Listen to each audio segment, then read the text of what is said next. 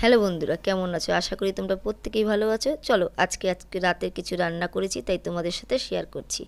গরম জল বসিয়ে দিয়েছিলাম, ফুটে গেছে।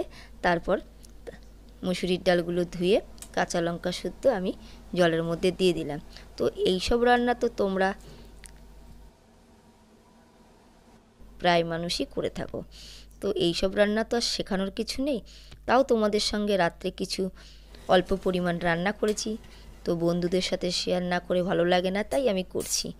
দেখো, দেখে বলো কেমন লাগলো। তো ডালগুলো সিদ্ধ হয়ে গেছে। তো আমি কিন্তু মুসুরির ডাল এভাবেই করি।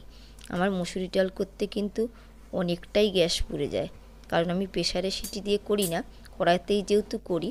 মুসুরির ডালগুলো না, আমি অনেকে আছে যে দানা দানা খায়, আর আমরা মুসুরির ডাল যতক্ষণ না গলে যায়, পুরো সিদ্ধ না হয়ে যায়, আমি কিন্তু মুসুরির ডাল খেতে পারি না। তাই আমাদের মুসুরির ডাল করতে একটু সময়ই লাগে। আর সঙ্গে অনেকগুলো টমেটো কেটেছিলাম, তাই মেয়ে খুব চাটনি খেতে ভালোবাসে, তাই আমি চাটনি করব বলে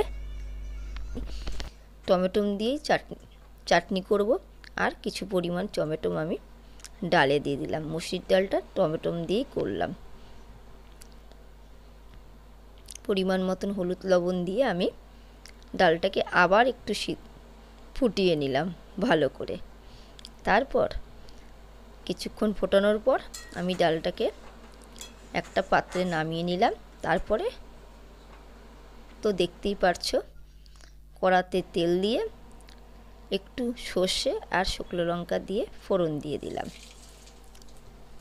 ফোড়ন দিয়ে আমি ডালটা ছেড়ে দিলাম। তো এভাবেই আমার মুসুরির ডাল টমেটো দিয়ে করা হয়ে গেল। তোমরা এভাবে কে কে ডাল করো আমাকে অবশ্যই কমেন্টের মাধ্যমে জানিও। একটু ফুটিয়েই আমি ডালটাকে নামিয়ে নেব।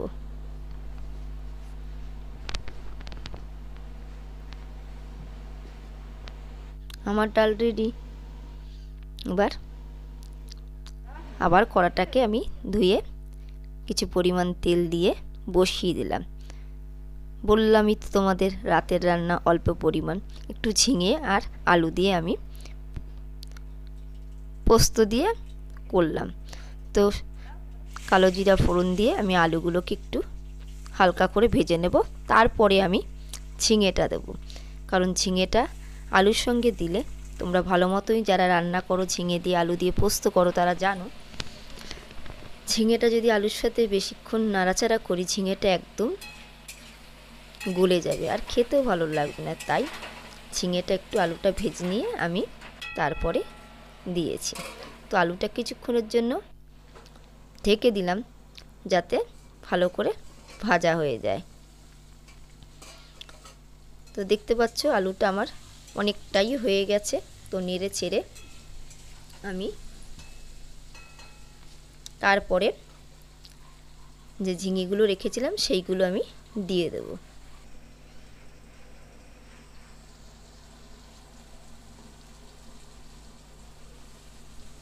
আর আমার বাড়িতে পোস্ত খেতে প্রত্যেকেই ভালোবাসে, সে আলু পোস্তই হোক আর ঝিঙে পোস্তই হোক। মেয়ে তো শুধু আলুই খাবে, আর আমরা ঝিঙে দিয়ে আলু খাবো। প্রায় সময় আমার বাড়িতে আলু পোস্ত হয়ে থাকে। আমার হাজব্যান্ডও আলু পোস্ত খেতে খুব ভালোবাসে। তো আমি তোমাদের বাটাটা দেখালাম না, কারণ অনেকটাই রাত হয়েছে, তাই বেটে ভিডিওটাকে আর অতটা বড় করার ইচ্ছে ছিল না, তাই অল্পর মধ্যেই করলাম। তো পোস্তটা বেটে নিয়েছিলাম, সেই পোস্তটা আমি একটু ঝিঙেটা নাড়িয়ে চাড়িয়ে তারপর কিছুক্ষণ পরে আমি এই পোস্তটা দিয়ে দিলাম।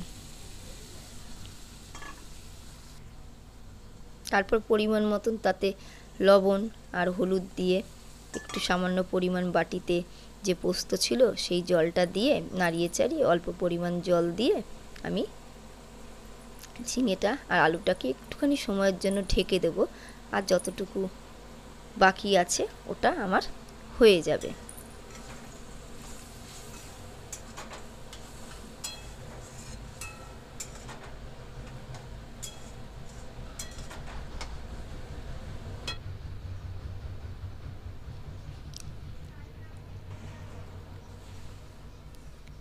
কিছু সময় পরে ঢাকনিটা তুলে তোমরা তো দেখতেই পাচ্ছ আমার কিন্তু পোস্তর জল পুরোটাই শুকিয়ে গেছে, আমার পোস্ত হয়ে গেছে। আমি একটা পাত্রে এবার নামিয়ে নেব।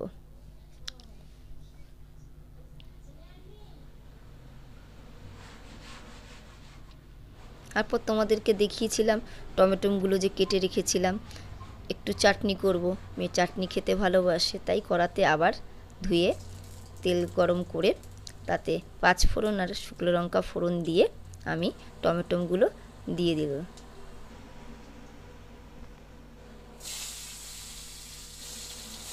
আর পরিমাণ মতন হলুদ লবণ দিয়ে নেড়ে ছেড়ে আমি কিছুক্ষণের জন্য টমেটোগুলোকে ঢাকা দিয়ে দেব।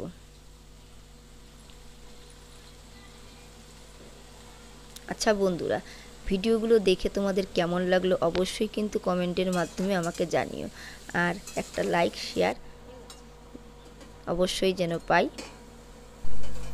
আর যে যেখান থেকে আমার এই ভিডিওগুলো দেখছো সেইখান থেকেই আমার চ্যানেলটাকে ইউটিউব থেকে দেখলে সাবস্ক্রাইব করে দিও, আর ফেসবুক থেকে দেখলে ফলো করে দিও। তো আমার চাটনি কিন্তু গল্প করতে করতে তোমাদের সাথে হয়েই গেল। আমি সেদ্ধ করার পরে দেখলি এবার জল দিয়ে দিলাম, তারপর একটা ঢাকনা দিয়ে আবার ঢেকে দেবো কিছুক্ষণ। যেটুকুনি টমেটোগুলো আমি তো দেখেইছো কেটে কেটে নেড়ে দিয়েছি, করে দিয়েছি যাতে দানা ছাবাগুলো মুখে না পড়ে, গুলে যায়। তারপর ঢাকনা দিয়ে আমি নেড়ে ছেড়ে ঢাকনা দিয়ে দিয়েছি। তারপরে গ্যাস জোরে দিয়ে পরিমাণ মতন তাতে আমি মিষ্টিটা লাস্টে নামানোর আগে দিয়ে দিলাম। তারপর গ্যাসটাকে আরও জোরে দিয়ে দিলাম। এবার আমি যেটুখানি জল আছে ওটাকে একটুখানি শুকিয়ে নেব, যত টানিয়ে নেব, যত ঘন হবে চাটনিটা খেতেও ভালো লাগবে সেই জন্য। তো আশা করি তোমাদের প্রত্যেকেরই ভিডিওটা ভালো লাগবে।